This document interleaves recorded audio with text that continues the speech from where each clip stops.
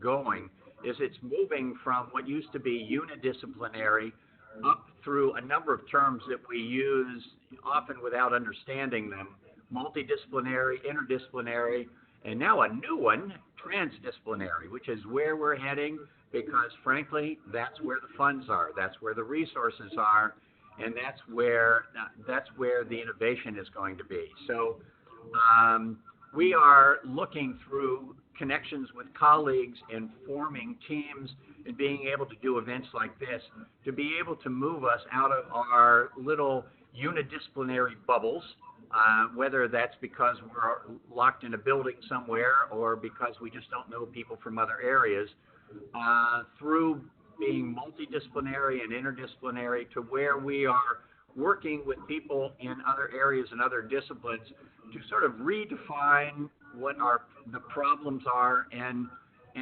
reimagine what it is that we are working on.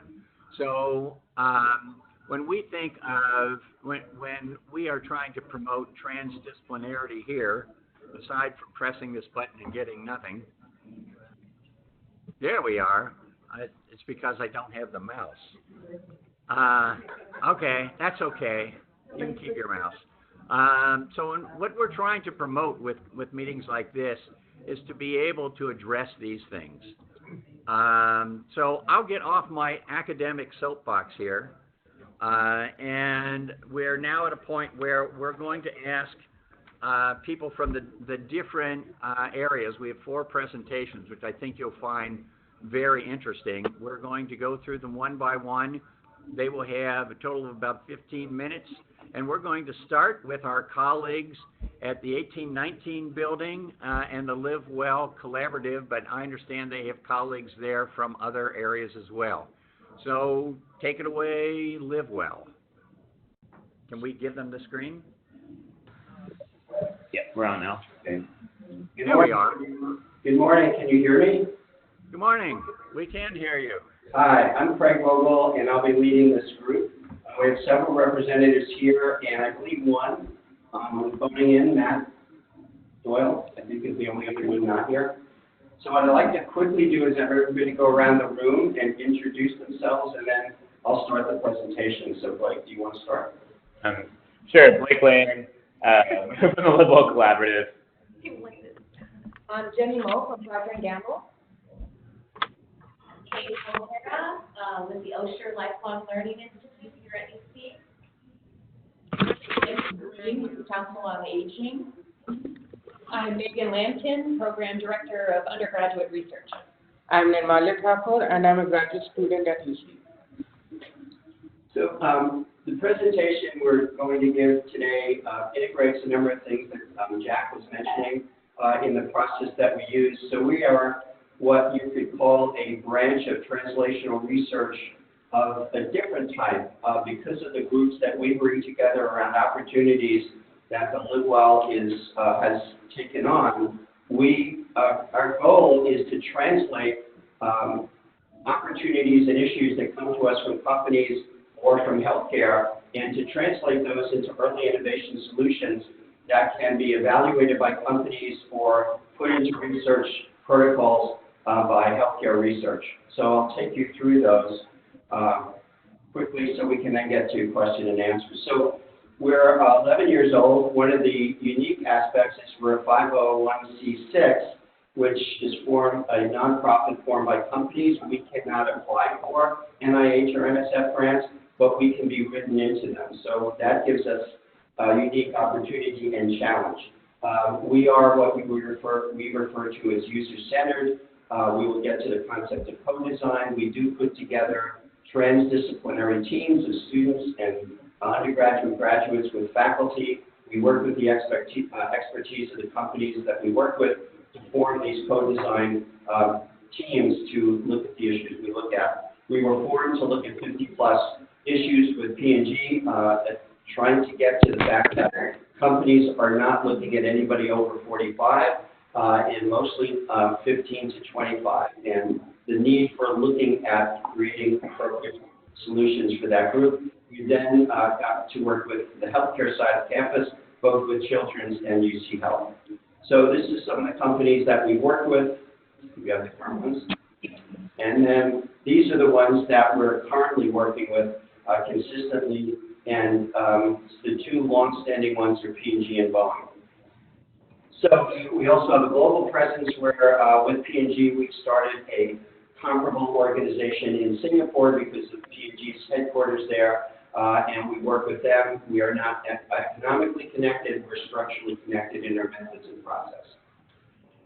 These are the full range of projects that we've done, and so we now have a bank of 70 projects, and one of our challenges is we want to harvest all of the insights that can come out of that. So what we don't have time to do is stop and dig into to look for the kind of opportunities and generalities that we put are universal themes.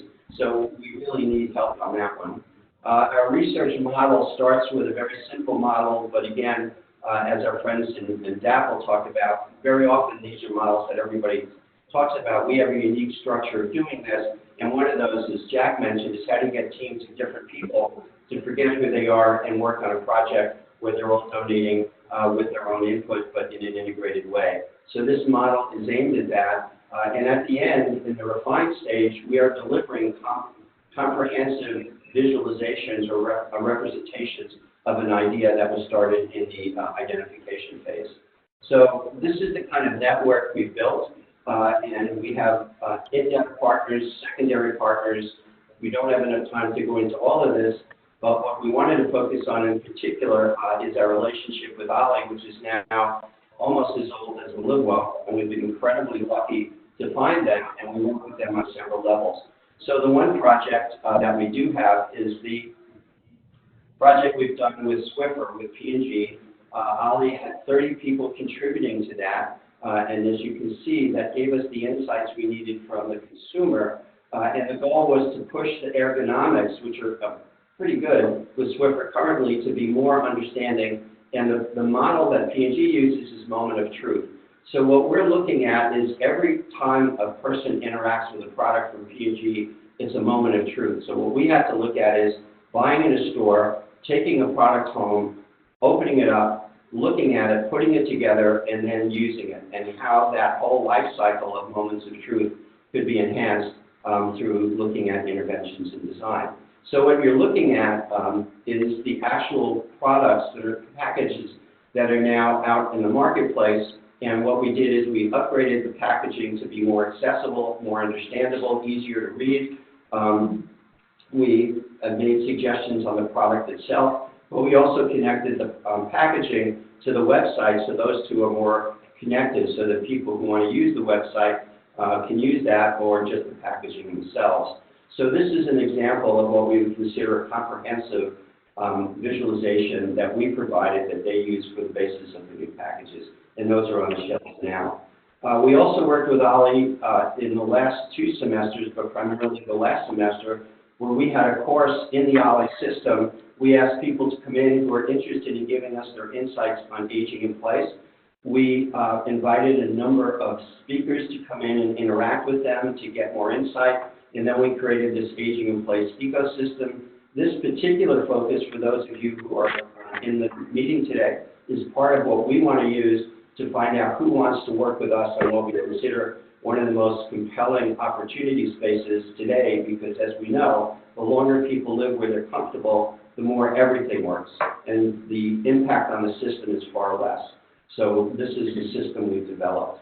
So again, going back to what we think we like to do is we co-design, so we do not take a problem, work on it, and then give it back at the end of a project cycle. We work all the way through with all of the stakeholders and all of the people who will be impacted by what we're looking at. We provide innovation workshops where when we work with teams, we will do both workshops while we're working with them, or we will do pre-workshops where we will bring companies in and work with them to see if our process can meet their needs.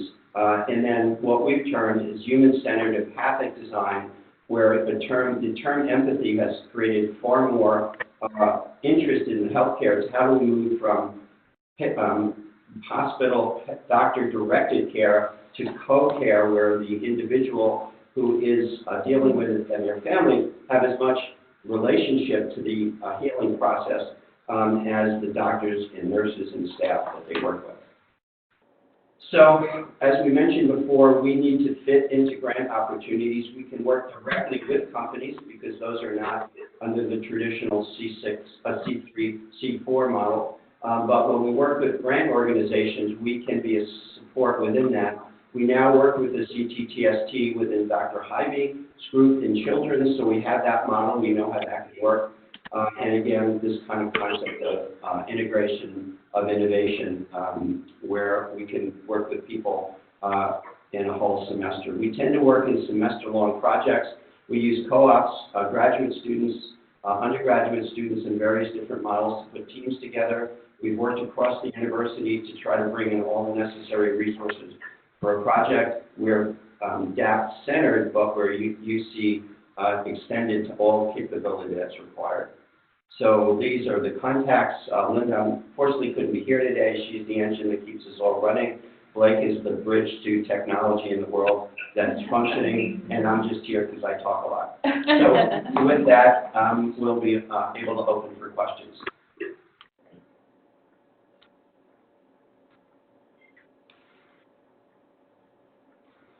So Craig, one of the questions that I have, and I've always had about LiveWell, when I talk to faculty and colleagues here and tell them about your services, is they're often unsure when in their project thinking or development, when is the best time to connect to you. It's a tremendous resource, but it's always difficult to figure out where to best engage you. Well, as I said, we're very interested in aging, but as it turned out, Dr. Hybe came to us and Dr. Parenthesis at Children's one day and said, well, what you're doing in the aging sphere, can you do with us in Children's? So if we're talking about the hospital side, and now we're working with UC Health and GE, one of the things, if you look at our process, is in phase 0, we have to sit with you and find a way to match our capability with your need. It's a conversation. So sometimes a group isn't far enough along. Sometimes they're too far down the line where they can't back up enough to kind of open up to what they're thinking. They've already they need refinement rather than open thinking. So the sweet spot is a group that's just starting in research that has a structure that's measurable, and they want to look more broadly at what opportunities they can think of as solutions. So the way we've tended to fit very well is we expand possibilities, and then in the hospital side, you use your research structure to help us focus down on how we then focus that within a healthcare protocol that's measurable.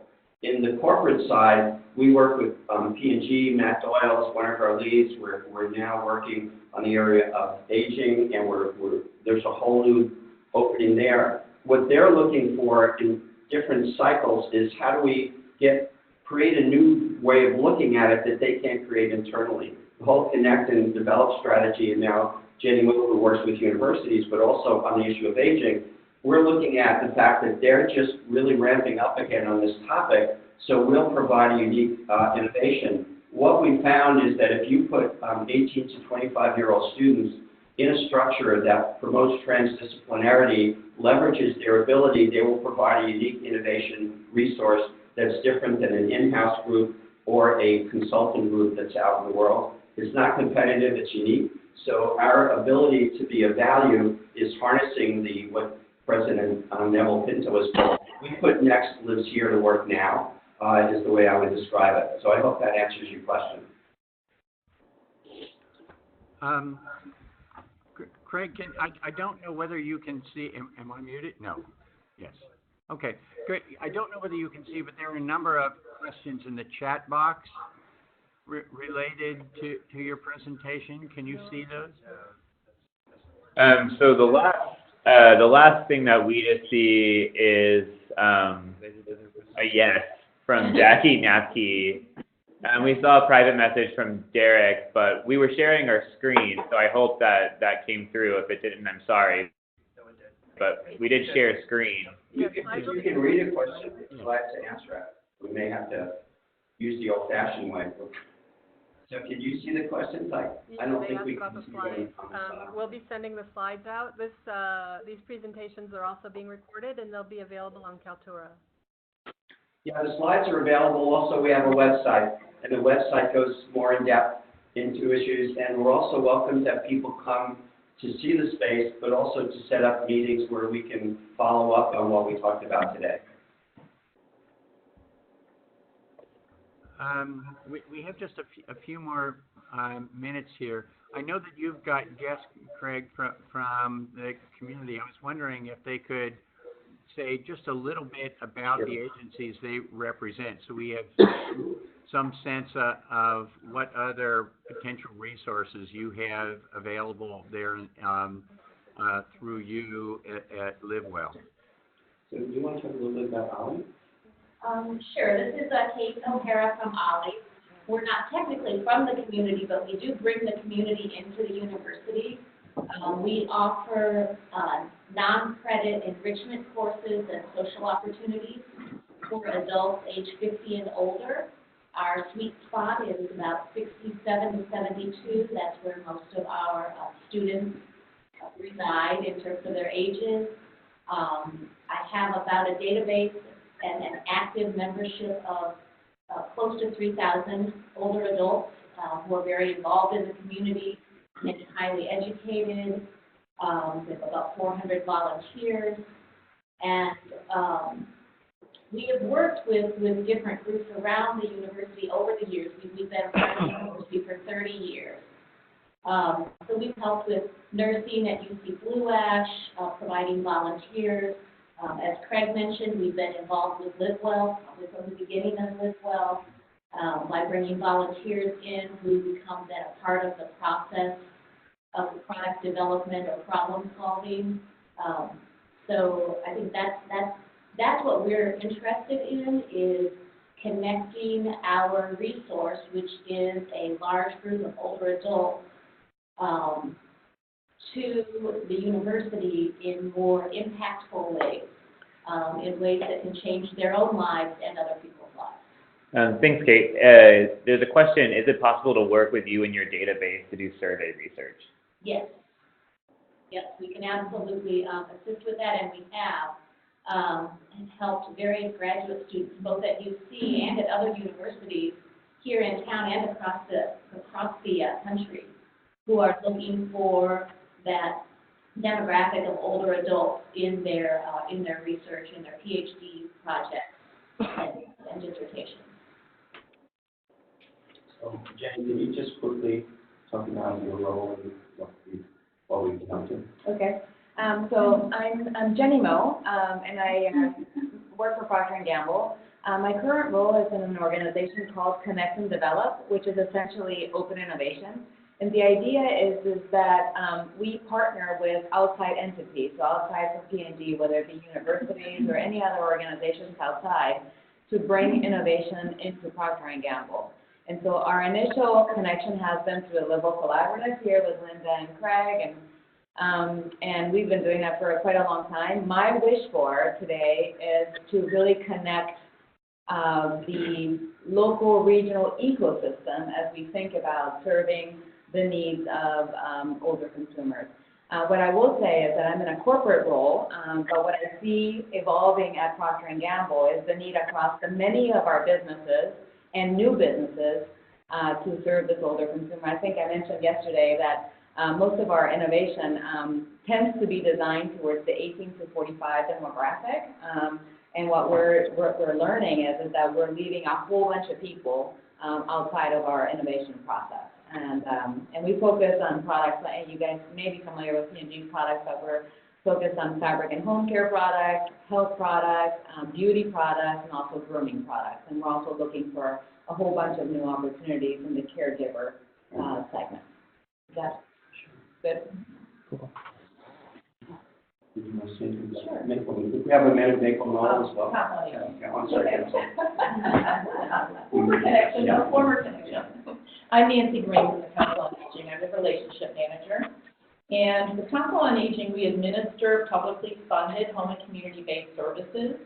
We have about 21 1,000 clients that we serve in 5 counties. We are the Area Agency on Aging.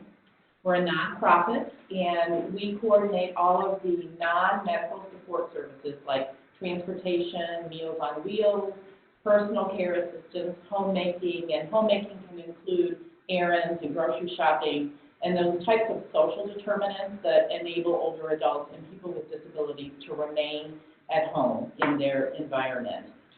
And we also are starting an innovation lab for some of our new products and services. We're integrating within the healthcare space now, and transitional care products are some of the things that we've innovated with, along with a fast-track home program that is providing services at the point of discharge in the hospital, rather than waiting 3 or 4 weeks to start up the home and community-based services. And we're very interested in the technology space for people with adaptive equipment and the like for activities of daily living, and some of that research. And the undergraduate program here is very interested in undergraduate research, and we've worked with GGSCO, who's on our board, try to understand how we can expand what we do to more and more students through UC Forward and other undergraduate initiatives. And I know that aging is one of the themes that you're interested in as well, right? Sure.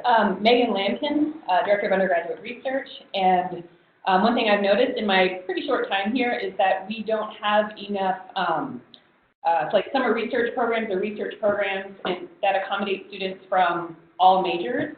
And so my concept has been to try to develop theme-based summer research programs that really extend multi-semester. And the first grant I submitted was a $1.4 million grant to the NIH, National Institute on Aging, was subsidized by them, and I had 40 collaborators from 22 academic units who had preemptively signed on to be mentors to students who would be in this program. Seeing lots of names on the list like Tamlin Backus, Claudia from DAF, Gravola, and anyway, seeing more on there. Sorry, Carolyn, Craig, of course.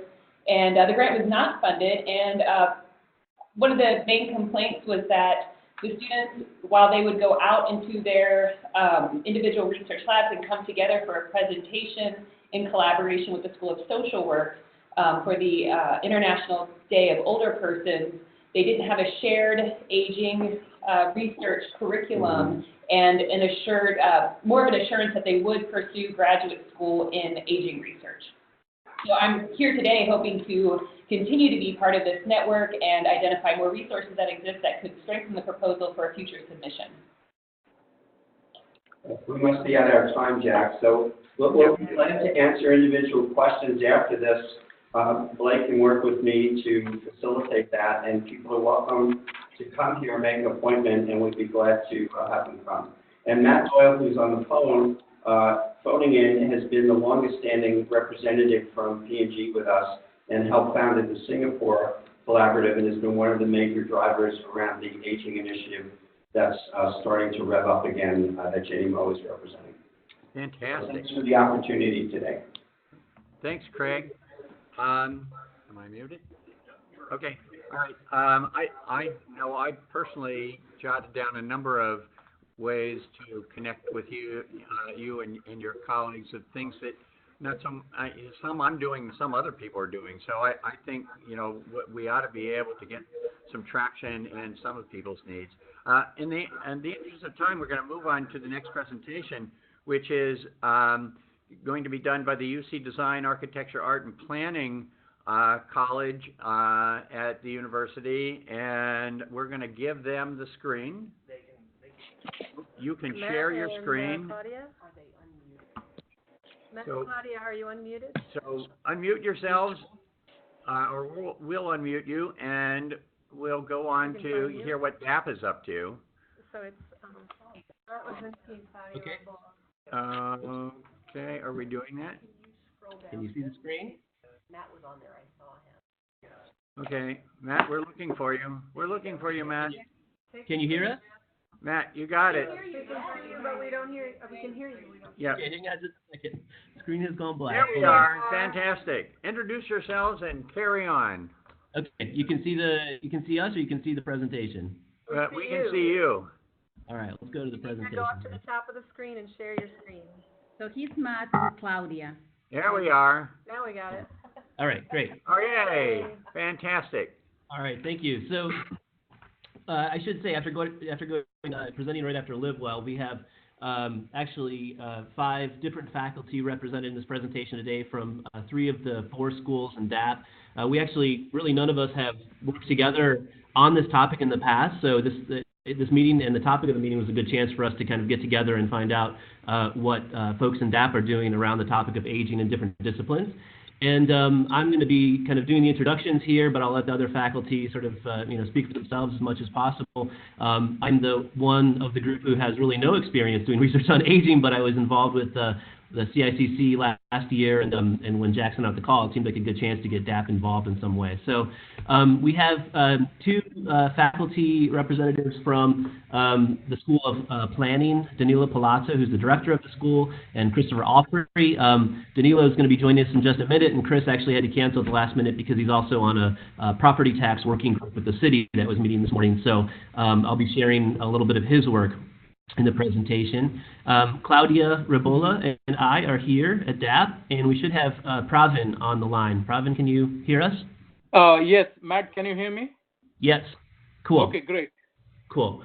So, go here. So we have the 4 schools at DAP, as you probably know: design, architecture, art, and planning. And so we have 3 of those 4 represented, and we're going to go. I thought maybe reverse order here in terms of scale. So going from kind of the top level work that some of the work that Chris has been doing, kind of city level research related to the topic of aging, through the sort of architectural and sort of building related work that Pravin is doing, and then we'll get into the level of products and the work of Claudia Ribola. So since Chris couldn't be here, I'll just share with you what he shared with us, and so presenting someone else's research, so I can't answer too many questions about it, but the gist of what he's been doing for quite some time now has been doing work around kind of social areas of Cincinnati and looking at changing demographics of populations within different neighborhoods down to the level of census tract. So these are a couple of publications that he has contributed to recently and not so recently, and continues to be a contributor for the kind of research that's looking at where kind of increasing demographics of both elderly and children are showing themselves to pop up at different neighborhoods in the city now and into the near future.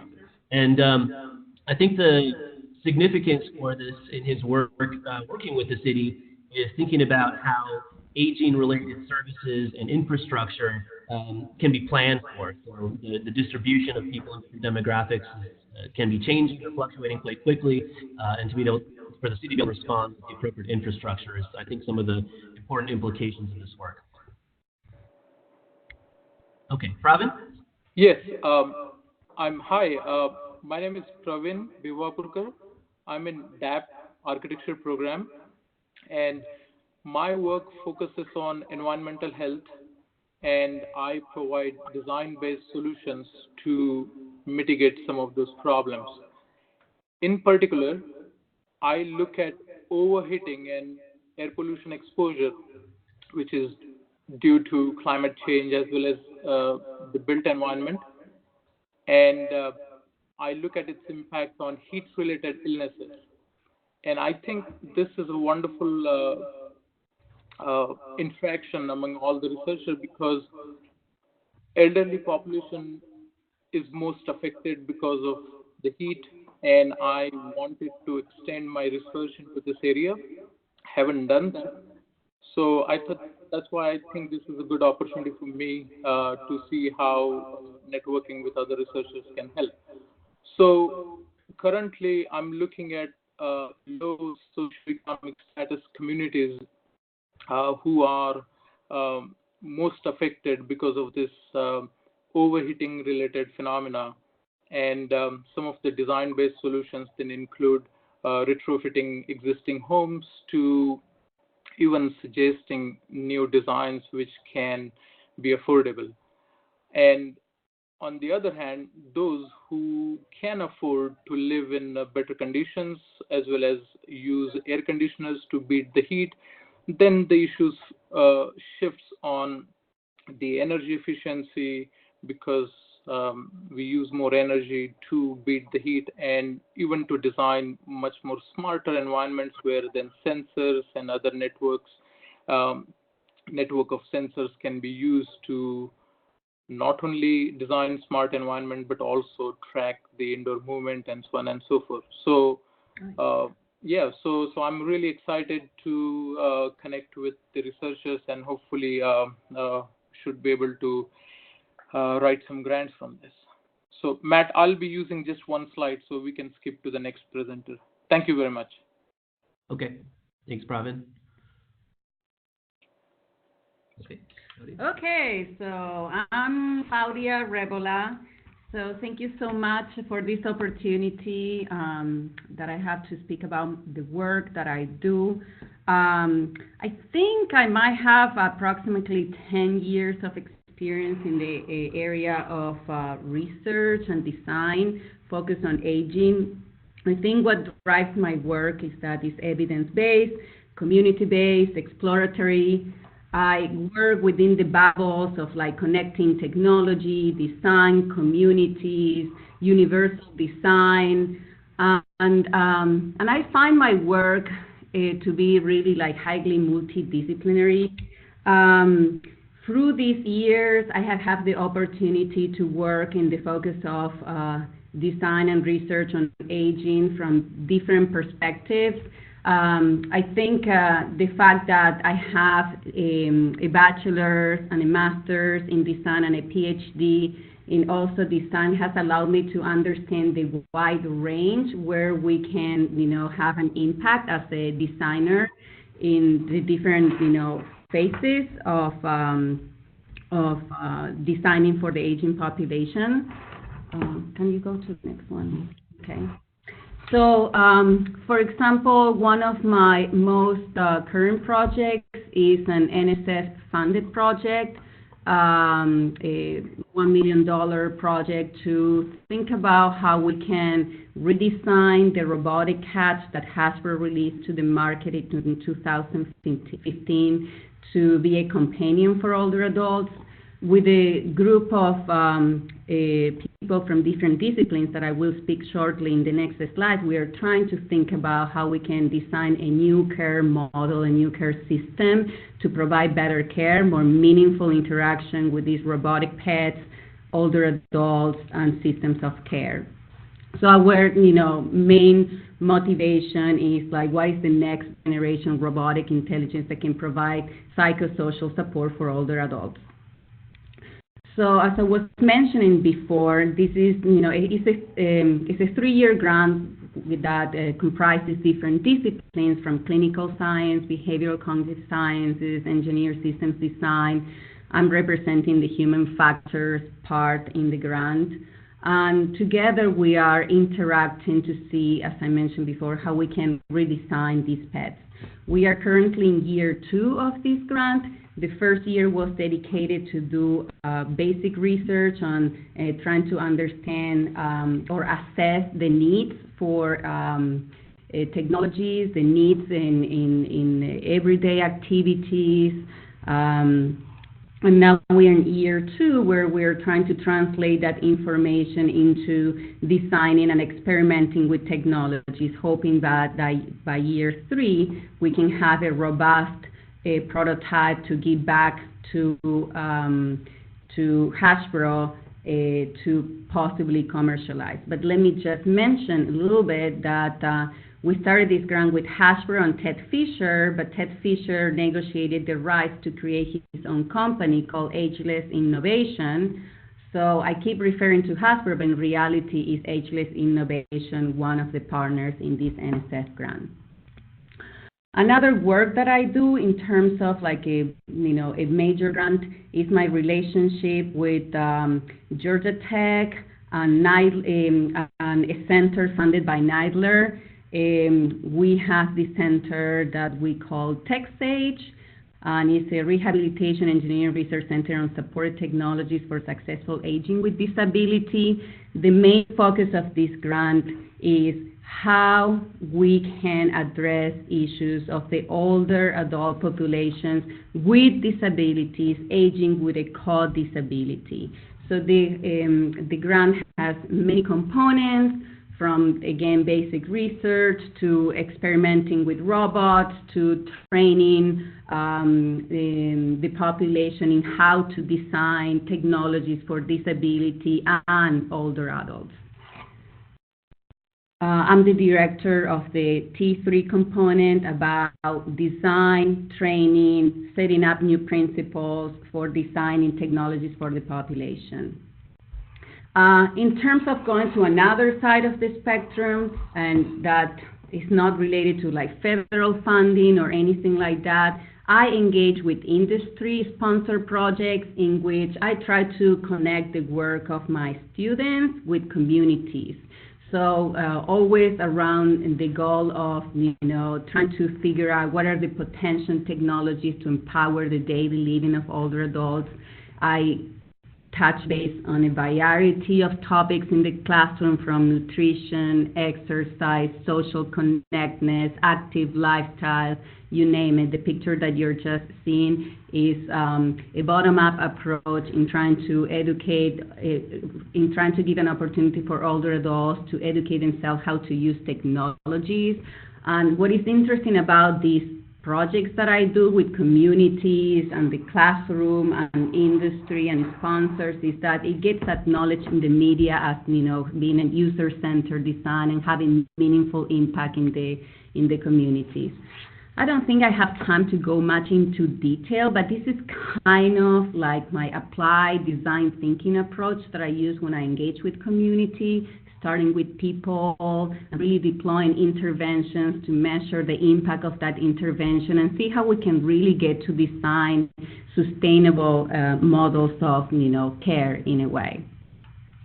And another part that I'm very interested in, and I work with my students, is to really thinking about how we can design new data collection tools that goes beyond traditional methods, how we can engage design to think about how to collect meaningful, richer data. That is, the tools that are specifically designed in collecting information from older adults.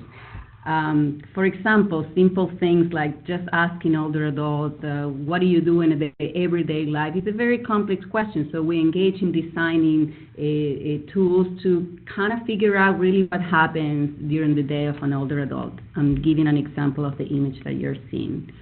And I think another grant that I'm involved with, an NIH grant. This is outside the university. It's a relationship with a company. We are trying, I'm a team member of that grant where we are trying to design better hip protectors that are safer, more, that works better than commercial products, and more importantly, they are wearable, and not stigmatizing per se. So I have been doing a major work working with engineers. Engineers look at, for example, I get involved with engineers to design the proper technology for the protector itself. But my main interest in this project as a fall prevention measure is to really think about how we can design a product that is adoptable for the population. And it's a very complex project. I have some notes in here. What I wanted to say, well, my work really spans from different phases in the design and research process. I think what moves my work is that I really care about the population, to empower them, to promoting their independence, addressing stigma, respecting users in terms of their varied abilities. I'm an advocate of universal design. And I really have a strong interest in designing care system, especially if we can think about bottom-up approaches within the umbrella of like social innovation. So And that's, yes, the next slide is something that, we'll end here because I'll let you talk. we'll end here because Claudia and I have been already sort of set our sights on working together and also potentially working together with a colleague, Ashley Kubley, in our fashion design program to work toward a fairly newish NSF grant offering, which is the Smart and Connected Health. And so we're imagining that we'd love to apply for this grant, which is a deadline this coming December. So we have some time to really think about how we would put together a team to think about producing, kind of domestic design products for aging populations, from the level of wearables to small products and furniture to some kind of social connectivity or communications within the home. So this is the kind of thing I think exactly this meeting's for. If people are kind of interested in the work that Claudia was describing and think they'd have something to offer in terms of doing research together, we'd love to talk to you about it. Thank you. It's okay. Hello? No! They're there. I think we lost you. No, are we on? Okay. We can still hear you. Yeah, we can hear you okay. Any questions? Do you have a lot of connections with clinicians? Because as you were talking, I was thinking people in the clinical environment would, first of all, they can be a good laboratory for you, but secondly, they're looking, I think, for this kind of thinking. Mm-hmm. I do a lot of work with clinicians, and for example, that NIH grant, the hip protector, I cannot do it without clinicians. The same with the NSF grant. So what I have not done is engage successfully here at UC with clinicians. New faculty, a year and 3 months, and I have been a little bit slow in making the connections. But I agree with you, that is something that I definitely need to work on. So any help is appreciated. I think we can probably help you with that. We know a few. Yeah, Jack, when you mentioned this meeting and the topic, I thought, oh, Claudia, that's who you need to know. Yeah, I'm really passionate about this topic. As I mentioned before, I have been like 10 years doing this, and sometimes you don't have that much traction with design faculty really being focused for a long time and sustaining, this focus on one specific population. But I'm very invested in really helping the aging population. Great. Are there any other questions? I can't read the chat box. Is there anything in there? Just somebody that said, we think you're doing great work. Okay. Tammy at the College of Nursing. Yeah. So actually, we're going to turn the screen over to some clinicians. Oh. Okay. Allison? No. Oh, they may. Yeah, they're gone, and they're. I'll follow up with Allison. Okay, we'll make connections. Tammy and Becky are presenting. Okay, all right. We're going to turn it over to some clinicians now. It looks like we have a room full of them. So we're and by UC, and I think we've and this from Maple Note there. So you're heading. Yep. I'm Tammy Backus here in the College of Nursing, and we were all very excited about the work that Claudia is doing, because it really overlaps with a lot of the projects that we're working on. So it would be exciting to collaborate with her. But here in the room, I have Jim Hay from Maple Knoll, and I have Becky Lee, who's also a very important facilitator here for our virtual meeting here in the College of Nursing. So what I want to do is first go around the room and have everyone introduce themselves, a little bit about their research, and then we'll bring our slides up. So let's start with Jim. My name is Jim Hay. I've been the community marketing manager at Maple Communities now for 6 months. Glad to be here. Thank you for that. Okay. Hi, I'm Becky Lee. I'm an associate professor here in the College of Nursing, part of Jack's CIS team. And My work focuses on health promotion among vulnerable populations. So this is perfect what we're discussing. Hi, I'm Myrna Little, and I'm an undergraduate instructor in the College of Nursing. And my background, I've been 30 years in consulting work with the older adult population. And my areas of interest are healthy aging and the difficulties with transitions in care and accommodating patients and clients in their home setting. Hi, I'm Elaine Miller. I'm a professor in the College of Nursing and Health, and I've been doing aging research probably 30 years. I'm certified in gero and rehab, which is why I enjoyed Claudia's presentation so much. I'm also into disasters. So as we all know, older adults are typically, especially if they're cognitive and other impaired, are left during disaster situations. So I am doing research and also have done book chapters about disaster planning, response, and recovery, trying to keep older adults as safe as possible and safely evacuated, and teaching healthcare providers how to do that effectively. Hi, I'm Luann Reed, and I'm also an instructor here with the College of Nursing for the undergrad students. And I also am certified in rehab and geriatrics, and I'm also a licensed nursing home administrator. So I understand from the nursing home side all the complications of the regulations that people have to follow when we're trying to implement changes. Things that are of interest to me is, the aging in place, as well as, what can we do for the patients and the clients in their home, also so that people aren't being stigmatized by what they're wearing. And I saw Claudia's hip thing. I'm like, and how does that make it look for the patient or for the client who's out in the community wearing something like that? So there's quite a few different interesting topics. Now, I noticed that there are a lot of call-in users. Some may be from nursing. So if you're from nursing and you've called in and you'd like to introduce yourself, now would be the time.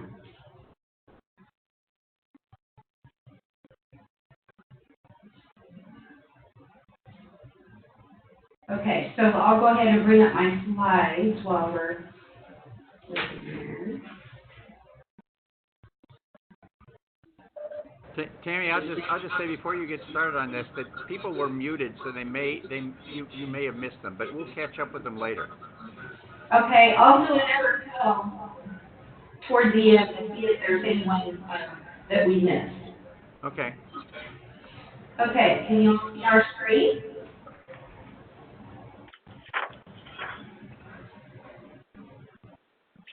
Can everyone see our screen here, our slides?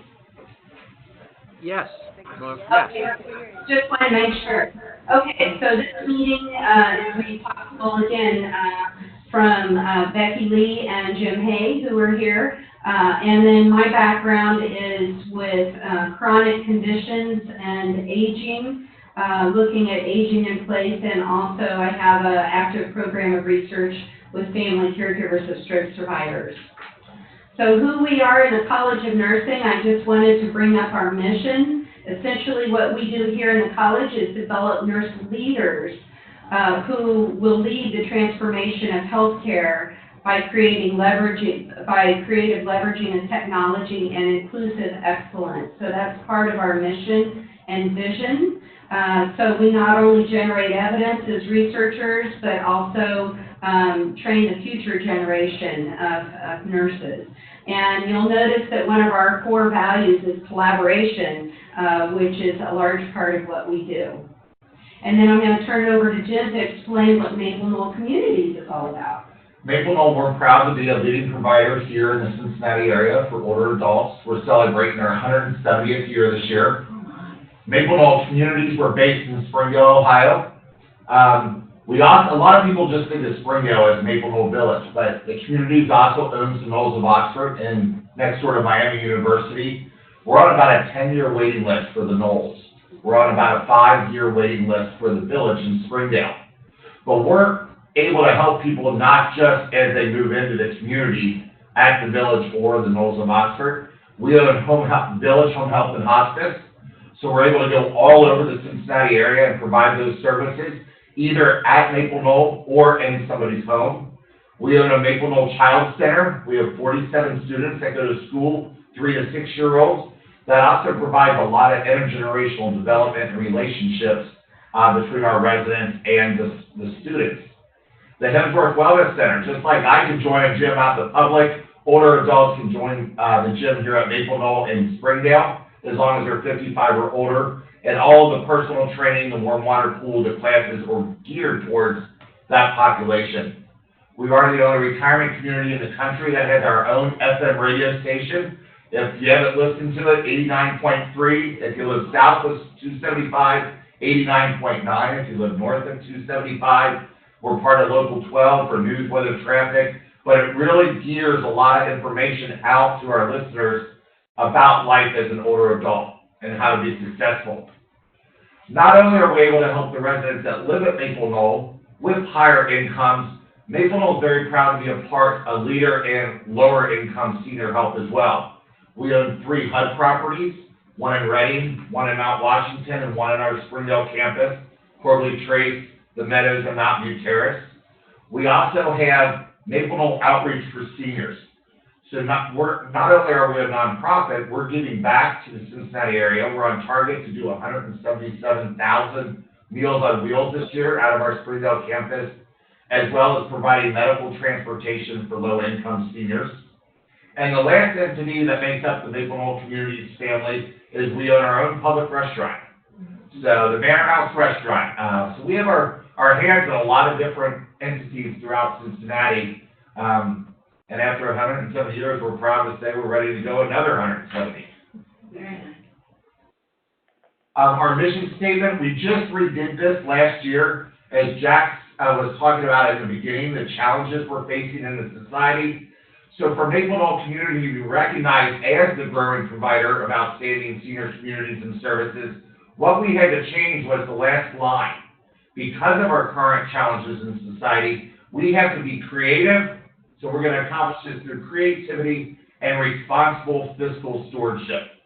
And we're very proud of the leadership team that we have in place that has enabled us to be successful over these 170 years and to go more by being this way.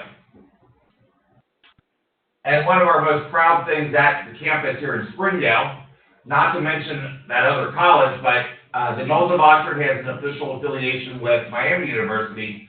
But our Springdale campus has the official affiliation with UC. We've been together since 2015, although we've had UC in our campus for 44 years with our own geriatric evaluation center, and our doctors are all UC gerontology specialists at Maple Knoll. The affiliation was signed in 15, renewed in 18, and you can see the statement there, shaping the future of healthcare to promote the best lifestyle for our older adults. And we are very proud to partner with UC to foster this program of innovation, research, and practice. And Gordon Gillespie is chair of the affiliation committee, and so we collaborate with him on a very regular basis with the Maple Knoll communities. And really the affiliation is really a partnership for students, faculty, practitioners, employees, and researchers to enhance quality of care and services for older adults. So I want to tell you about an example of one project that we've done through the affiliation known as the TCHAP project. This was a project that Dr. Debbie Stansel and I had initiated that was funded through the Care Delivery Innovation Competition through UC Health. And so the TCHAP project, also known as the Telehealth Community Holistic Assistance Team, is a program that provides the use of a telehealth remote presence robot with health coaching to improve healthy, independent living for older adults. So you'll see on the right side of our screen, I don't know if you can see it with our little window in the way there, but this is Vigo, the robot here. And so what we've done in the College of Nursing is we've used our nurse practitioner students to visit older adults at Maple Knoll communities with using the robot to do 3 weekly TCHAT sessions to older adults for health coaching. And so the results of that project, these on the left, you can just see our first 5 participants. One of our outcome measures was unhealthy days. We asked them how many days during the past 30 days has your physical health and your mental health not been good. And so that you'll see before our program with the first pilot participants that we had, they had about 11 unhealthy days. So that's like a third of a month that they really perceived themselves to be unhealthy. After they had received the 3 T-chat visits from our nurse practitioner students, that dropped to 2 days, an incredible difference. And then also the older adults, they were all very satisfied with the program as well. On a scale from 1 to 5, with 5 being strongly agreed, they all had very high satisfaction ratings in terms of enjoying the T-chat coach and the robotic visits.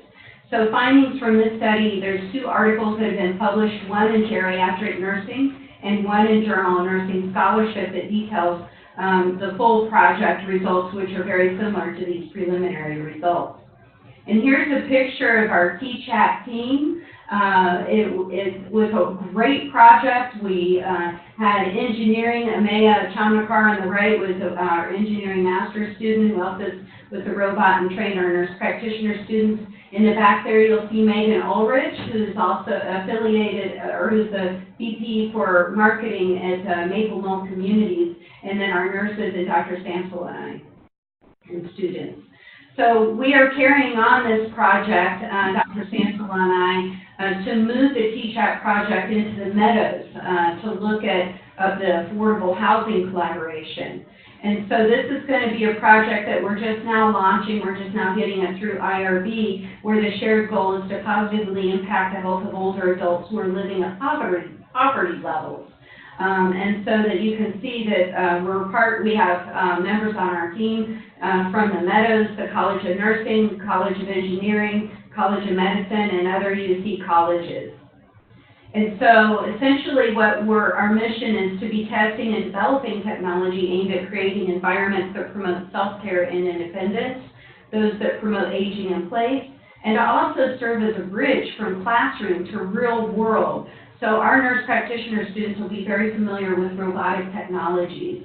And then also developing a national service model that hopefully in the future we can leverage the use of these new technologies for health monitoring, environmental scans, and injury prevention. And so we're also keeping in mind newer robotic technologies as well. There's more advanced humanoid robots that we're looking toward the future in future grant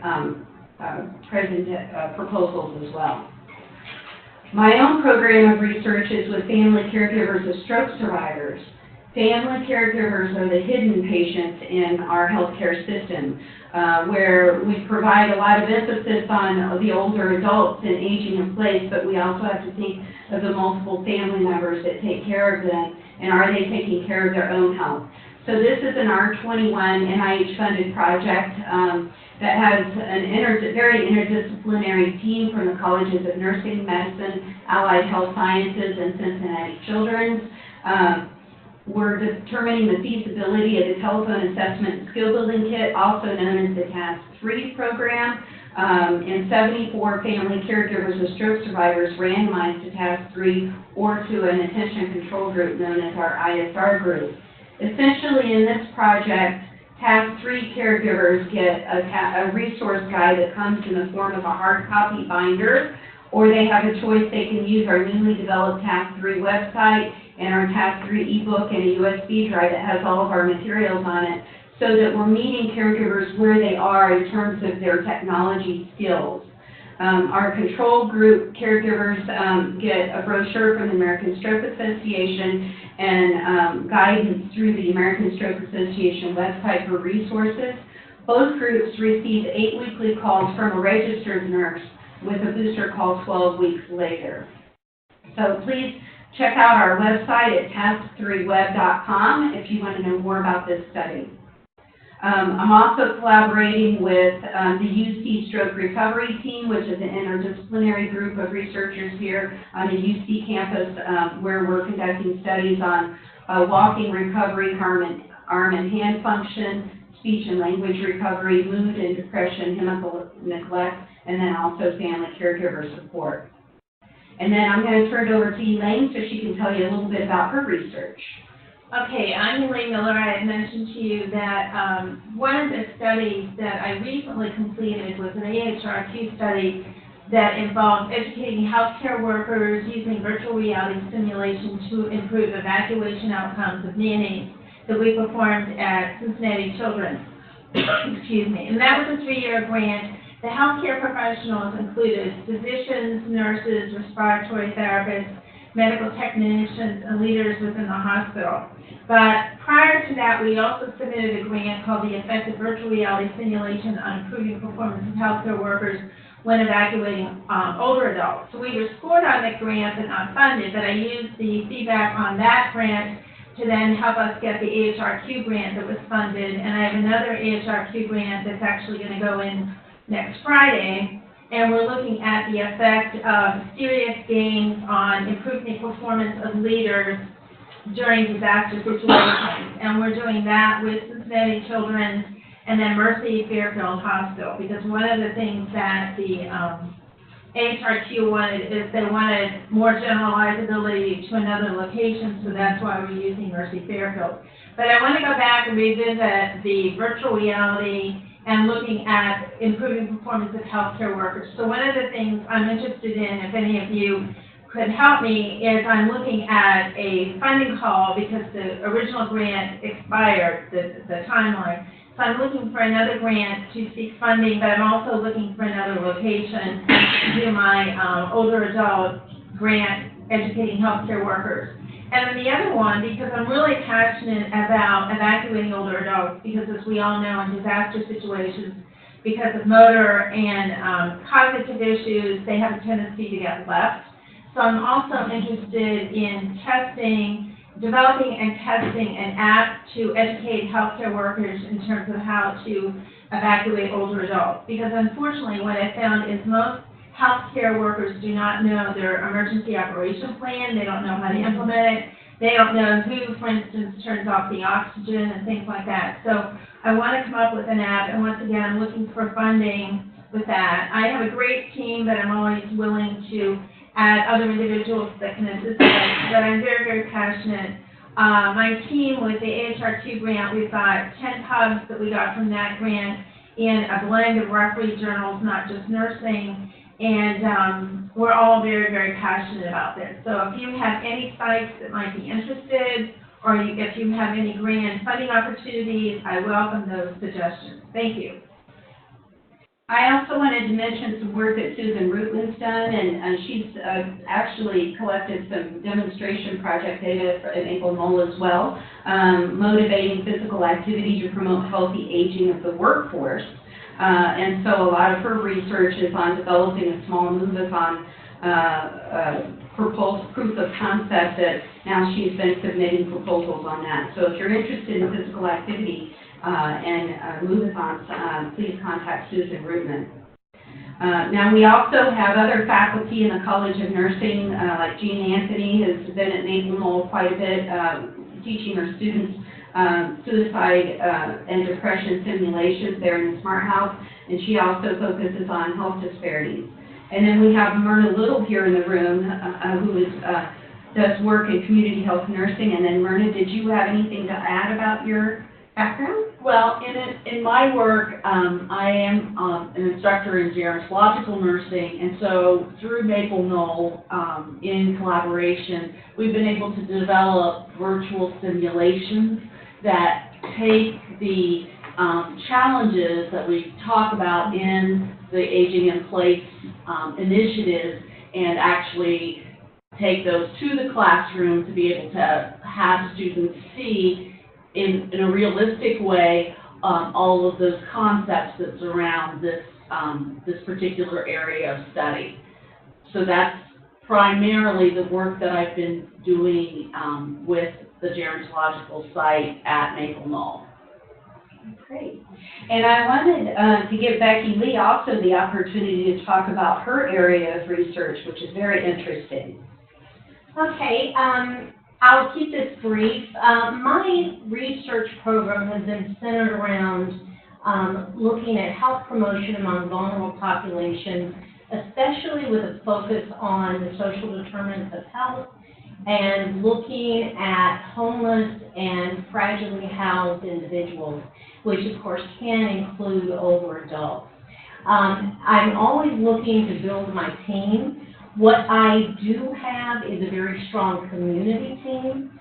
I have a community academic partnership that was established as part of the grant in 2012.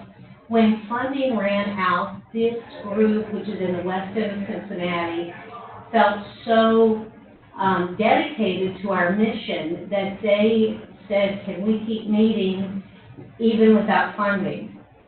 So we're always pursuing funding, but I think that's really important. So that is one thing that I can leverage, this very eager group of many minority representatives, older population, and they have areas that they want to explore, and they want to be given a voice, which is so important.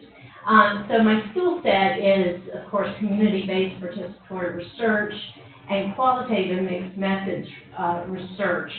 And a passion has always been how to bridge what's termed the digital divide that exists between people who could really use our technological advances, low-income populations.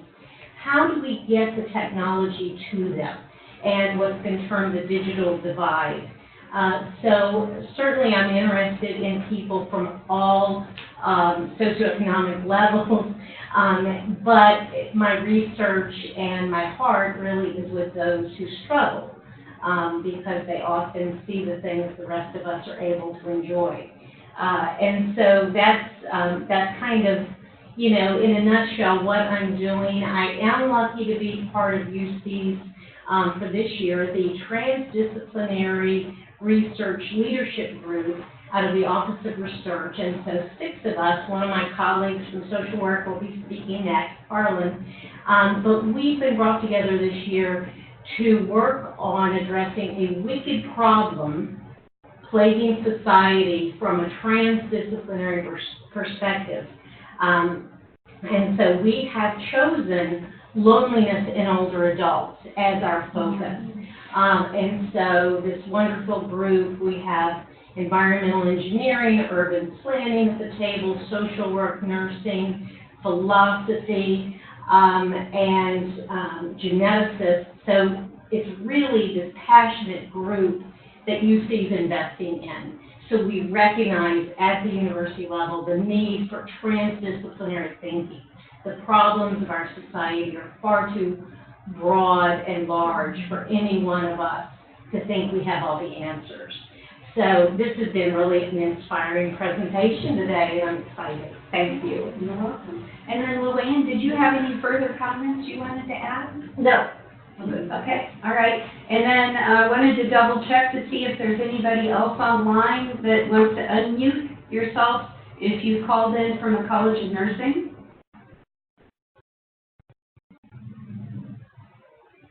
Okay, I think we must have gotten everyone, so.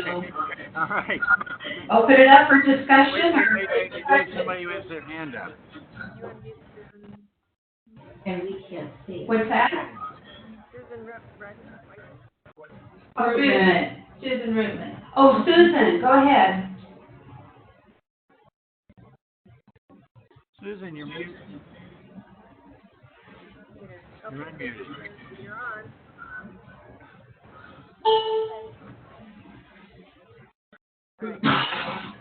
Okay. We keep trying to unmute her.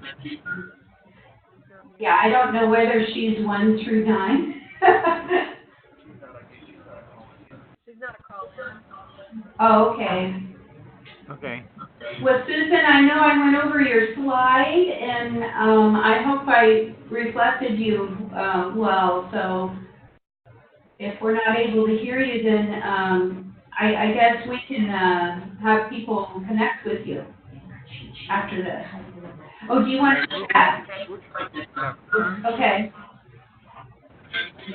All right. In the meantime, in the interest of time, we're running a little late. I want to switch over to Carlin and colleagues that are in the University of Cincinnati College of Allied Health Sciences. Carlin is in the School of Social Work there, and I know that she's been doing quite a bit of work in the area of aging, and we're going to turn the screen over to Carlin. Carlin? Hi. We're going to run. Welcome, We're going everyone. to run it for you, Carlin, so you're going to have to do the next slide, please thing. I will do that. I'll send you a happy face or something. First, I want to introduce, hi, I'm Carlin Brinstoff-Zock. I am a member of the faculty at the School of Social Work in the College of Allied Health. My expertise, my interest is in patients diagnosed with cancer, their caregivers, family caregivers, those caring for older adults, and I'm also very interested in end-of-life issues. I'm going to have everyone that's here introduce themselves before we go on to the talk. Hi, I'm Greg Harris. I'm over in the College of Engineering, Chemical Engineering, and I look at tissue engineering and bioengineering. So I look at the cellular models and models of nerve regeneration, so biomaterials, cells, the interactions there, and how we can work towards repairing nerve damage, which would apply well.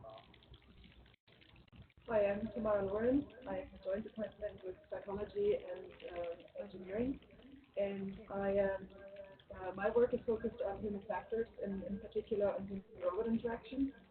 And within that, I do a lot of work on rehabilitation robotics, and we're looking into understanding how human movement expresses intentionality and emotion or lack thereof. And we're also interested in understanding how people move, and the aging population, of course, in particular, is very interesting here. And I'm also involved in developing or understanding non-stigmatizing variables, such as how can we develop the smartwatches that people would actually be using. I'm sorry, we're actually having a hard time hearing you. Is there a way that you can boost your audio?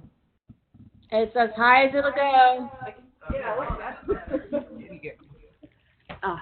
Okay, we're going to try to get it closer. I can just come up there. So where should I start again? Say your name and your... Yeah. Hi. Can you hear me better now? Yes. Okay. So just briefly repeating what I just said extensively, my name is Tamara Lawrence. I'm in psychology and engineering, and my work is on human-robot interaction, and I'm interested in exoskeleton wearables and non-stigmatizing technology for older adults, but also for the general population. And I'm also particularly interested in how movement expresses intentionality and a lack thereof. Hi, my name is Heather Norton. I am an associate professor in the Department of Anthropology. I study the evolution of skin, so using both quantitative as well as genomic methods, and I have a particular recent interest in looking at skin aging and factors that contribute to the ways that our skin ages, whether they're environmental or genetic or behavioral. And I'm also here wearing a different hat today. I'm the faculty director of UC's Skin Science and Technology Collaborative, where we have a number of researchers who are interested and very active in combining their expertise to help address the questions and needs of different groups, and particularly working with industry partners to address questions relating to skin. And so we focus primarily on issues relating to skin health, skin therapeutics, and then also wearables and on-skin technology.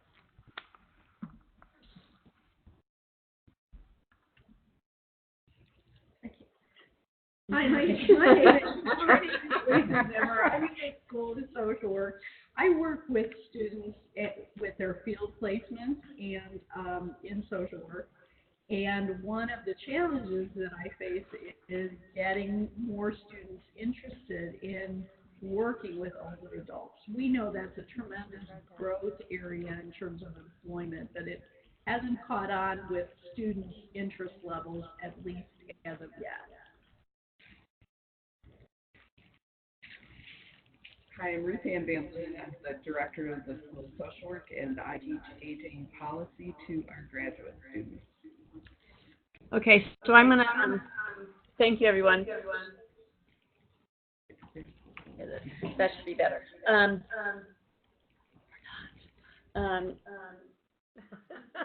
Education side of aging and education here at UC that I want to introduce to you. Next slide.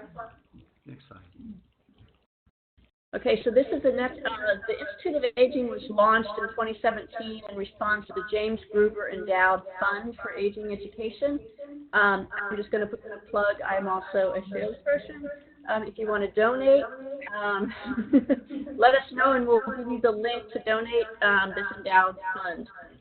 The fund is housed in the School of Social Work in a college. Next slide.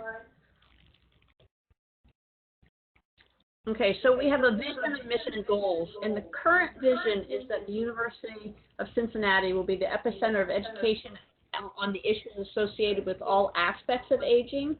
And then next slide. And the mission, as you can see here, is we want to improve the quality of life of older adults through interdisciplinary education and research, focused on caring for older adults and we want to educate faculty members, students, and community members. We're going to be working with faculty, this is going to grassroots effort of growing in UC. So I really want faculty members to have a really big input into what our vision and mission is, so to start working off of. So I will be contacting all of you to see if you're interested in helping us launch this. The next slide, please. Okay, so the areas of the initiative of aging education you can see here. The ethics piece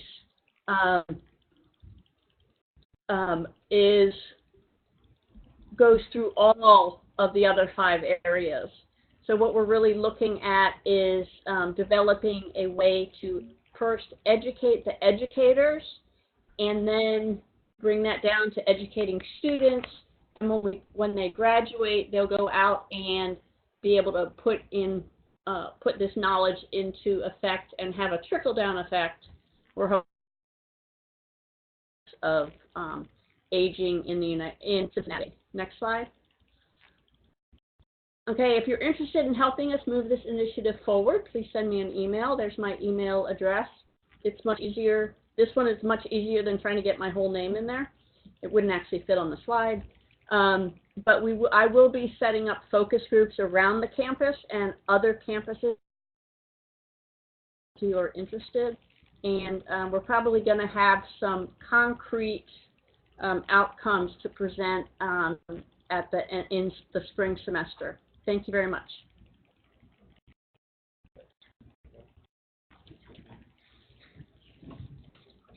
We're done.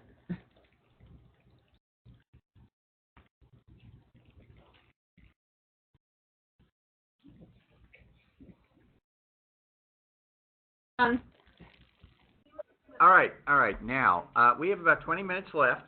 Go back to slides. And we're going to go back to my slides, and we're going to open things up for discussion. We're going to try to be specific about the discussions with the idea that we don't want to leave this as a one-off thing, as I had mentioned before. So one of the things that we will promise to do is the CIS will take responsibility for a certain amount of follow-up. So go to back one slide. Okay. All right, there we are, and then make it big and give me that mouse. Okay. All right. However, while we're waiting to figure out, there we are. to get back, one of the things that we want to be able to do is to get information to you. And so we're going to ask you, I'm going to give you in a slide or two, I'm going to give you Laura's email address. And if you will send your names or the names of other people that are interested, we'll make sure that we follow up with you to get some more information about you, your interest, and things that you are looking for. Especially those who have called in and we don't have your names or email addresses. Yes. So if you can hear us, please email me, laura.hildreth@uc.edu, and let me know who you are and if you're interested in joining the group. Right. Unless your name is, in fact, caller number 3 or caller number 4. So we've had 4 excellent presentations. I think you get the idea that there's potential for a lot of collaboration and overlap, and that's not even counting the people that did not have an opportunity to present today.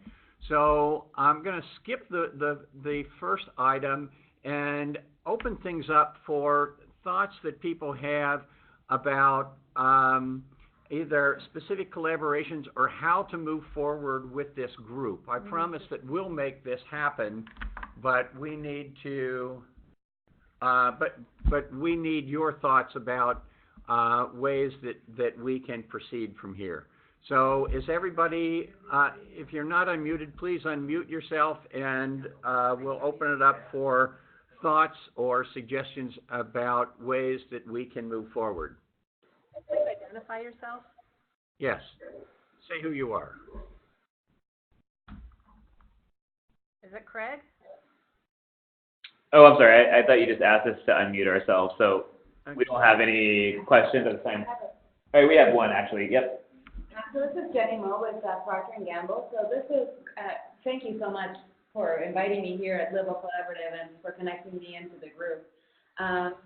So just for awareness, one of the things that my wish for has been to connect all the relevant organizations within the Cincinnati community around this effort on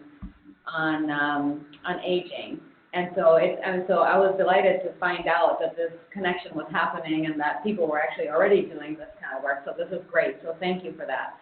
I guess one of the wish fors that I had was, how might we connect on a more regular basis? Because I think there's an opportunity for, as we connect, or we do like maybe, I'm going to describe a how versus a what, but if we were to connect on an annual summit kind of basis, connecting the relevant communities here, I think we can identify those collaboration ideas. I'm sorry, Megan?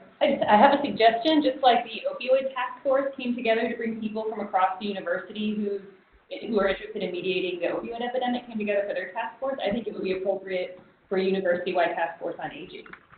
We met regularly. That'd be great. We're going to secure that. So that would be a huge enabler. For me as part of the community, me, P&G, as part of the community. So. Yep. So the really nice thing about this is we created this out of nothing, so we can make it into whatever's useful to you. We have no restrictions. We can meet annually, we can meet quarterly, we can divide into groups. What I heard was there are a number of people who already have grants. There are a number of people that are looking to write grants. There are a number of people that are looking to expand either education or products or services. So there are lots of opportunities, and we can take them all if you like. So I'm open to suggestions on what would be useful to folks that are out there that were expressing or that have needs that might be met by some of the other people that you've heard from or some of the other people on the call.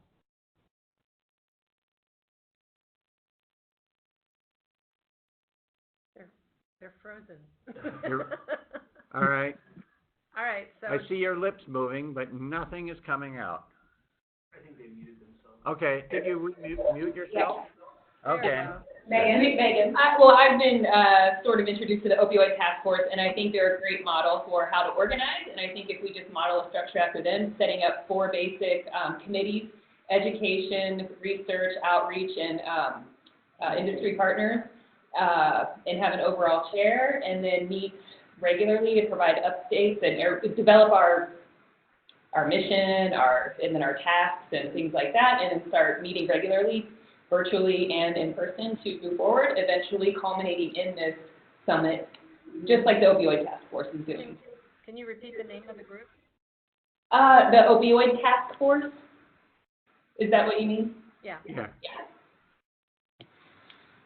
Led by Neil McKinnon at a College of Pharmacy. Thank you. Okay. Before we can someone please comment on the Center for Aging with Dignity that I'm aware of that's new out of the College of Nursing? I think it has not been brought up yet. Is there a potential for all this to be run out of that?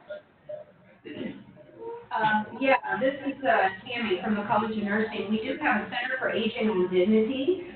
We're in the process right now of searching for a new director for that center so that then we can move it forward and also get some grants out to further support a commission. But the Center for Aging with Dignity has actually been in existence for some time. It's just that we need to find the right person as director.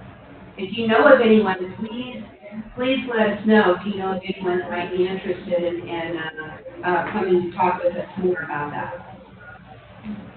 Thank you. Any thoughts, questions, or ideas, needs, or whatever from other people on the call, whether they're presenters or just people that have called in? Hi, can you guys hear me? Yes. Okay, this is Jan Ricks. I'm for social work, and I want to say that this has been so informative.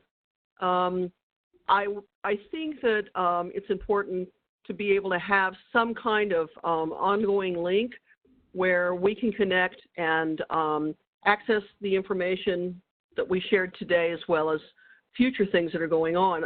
I don't know if there's a website that's available where we could do this, or maybe continued meetings, whether they're virtual or on campus. But I think this is so important, and it really has been a real positive experience, and I'm hoping that we can find some ways to continue. Thank you. As I said before, we here at the CIS, we will take short-term responsibility for doing things like creating a somewhere on the web that we can collect and collate this stuff. We will, in the short term, set up some mechanisms for meeting, whether it's all together or in smaller groups. The other thing that often happens at these things that we'll take responsibility for is we have a lot of people that are on this call. And as soon as we shut this thing off, they will theoretically and practically disappear. So we're going to invite not only the people on this call, but any friends or colleagues that you have that might be interested to provide us with particularly your emails, and I'll give you Laura's email address again shortly, so that you can send us some basic information, and we will do a couple things. We will collate that whole list and make sure that information gets out to you. We will also, and we've done this in other areas, create a very short, and I think we can do it online, survey where you tell us a little bit about who you are, what you're doing, and what you're interested in, and we'll make that available on the website. And then we'll take responsibility for organizing, whether it's virtual or face-to-face, things that will allow people to connect. And I'll add one more thing that we will provide, or at least the start. One of the things that got this going was that we were noticing here that we were leaving a lot of potential grants and grant money on the table because we couldn't organize ourselves fast enough and well enough to be able to apply. Now, maybe grants aren't required for everything, but when we're seeing millions of dollars slip through our fingers, it's frustrating to us. So we will also compile short-term a list of potential grant opportunities where groups of us might be able to put something together and apply. So those are the commitments we will make to this group, but we really want we want to hear from you. It's not our intent or our interest in taking this over. I want to know what you all would find useful and how we can help make that happen. But thank you for your comment. Other thoughts?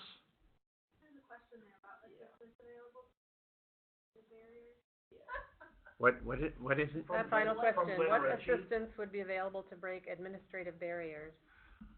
We would need a sizable bulldozer. And a lot of money.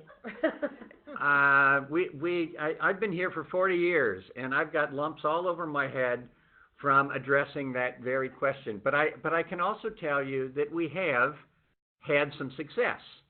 So I have no problem having a few more lumps. And I feel confident if we get the right people and enough people in the room that we can at least come up with potential solutions. We have solved this problem before. So it's not unsolvable. It is challenging.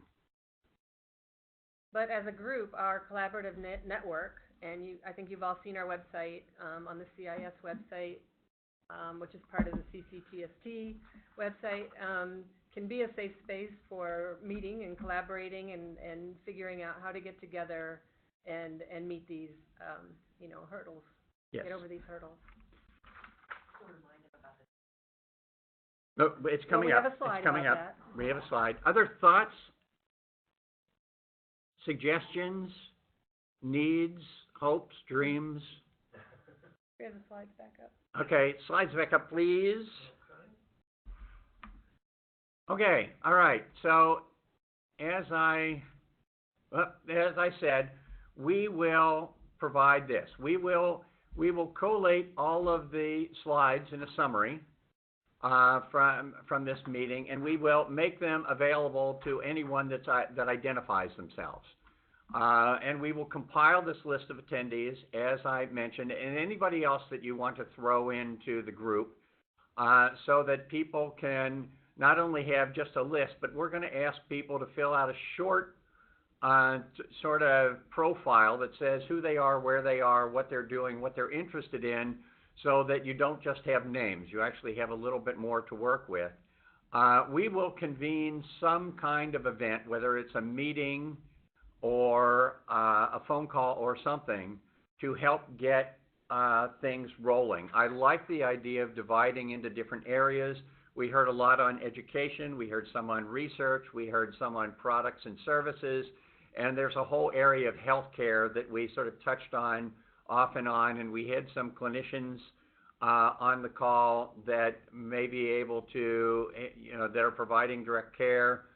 Maple Knoll Communities also is providing a lot of care. Other groups as well, where we can focus on things in that area. So we will take responsibility for putting that together. The one thing, and I will follow up with you here, but I want to finish up on the aging today. This is the first of what we hope is many. So aging was a good topic for us, but frankly, we'll pick up any topic that is broad enough to get value out of this kind of event. So aging was an easy one for us, but there are a lot of other topics that are similar, and we hope to be able to have these virtual meetings around a variety of topics as often as quarterly. So if you spread the word about this and somebody says, well, gee, why didn't they pick my favorite topic, or could we do one on X or Y? We are looking for additional topics. So we will send out requests for you to do that. Here's one thing I want to point out to everyone. This event today came about through the work of something called the Collaboration Network that meets every Thursday morning.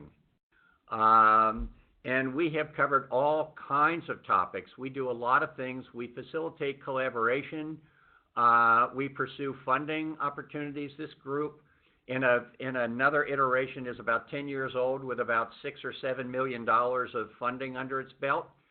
We build networks into the community, into the clinical areas, across campuses. We also, periodically, we've started spotlighting members. So once a month, we have member spotlights where people can come on and talk about who they are, what they're doing, what they need, and we can learn more about our individual colleagues that way, and we can also help people find collaborators. So we do that. We started off, this group met in person for many years, and then as the group got broader geographically, we couldn't meet personally, so we use WebEx for that as well. You're welcome to join that way. You'll see at the bottom there Laura's email address. If you would like to join the collaboration network, there is no membership fee, no secret handshake, no obligation. The only thing that you sign up for is we will send you weekly what our agenda is, grant opportunities, And the WebEx invitation. and the WebEx invitation. You can ignore it, or you can join when it's appropriate, but it's another way that we have an ongoing collaboration mechanism to connect. We will deal with the aging issues separately from this, but we want you to know that there's an opportunity to connect more frequently. So write down Laura's email address and send us information. If you want to join the collaboration network, we'll add you to that. If you just want to let us know that you're interested more in aging, we will compile that. What you will get in response to telling Laura you're interested in continuing in aging is you will get a brief. You'll get a brief, and it may be online or it may not, opportunity to fill out a profile about who you are, where you are, what you're doing, what you're interested in, and we will make that available to everybody who was here today and anybody else interested in aging. So we are committed to doing that. Now, an ask. This was an experiment, and frankly, we were a little nervous about whether or not we were capable of pulling this off. I think it went very well. We'd like to see pictures of you. We would like to advertise our ability to pull these kinds of things off. So please pull out your cameras, take a picture of the group, and send your selfie off to Laura. As you can see by the pictures here, several people have already done that. But we are a collaborative group, and we like to know who all is part of us. So we want to thank you. We've got about 60 seconds left. We want to thank you all. I'm open for parting shots or comments, but we will not let this drop. We will carry on, and I think this went well. Other comments or questions or parting shots before we end this morning's virtual meeting? This has just been amazing, and we all just took our selfie here in the College of Nursing and had a nice chuckle. Thank you very much. See, we like to have fun. We are all about fun and getting to know each other. So this is a lot about the networking. So we will move forward with this, and thank you very much, everybody, for spending a couple of hours with us, and we will move forward with this. So send us your emails to Laura, send us your selfies, and we will collate everything we have here. We'll make it available to you so you can get all the details, and we can find out a little bit more about you, and we will take next steps to keep this going. So with that, we are ending precisely on time. Thank you very much, everybody. Good job, everybody. Thanks a lot. Have a great day. All right. See you all later. See you next week. All right. See you. Thank you. You can end the meeting. Oh, did it go okay? Yeah. George Hagan, we've already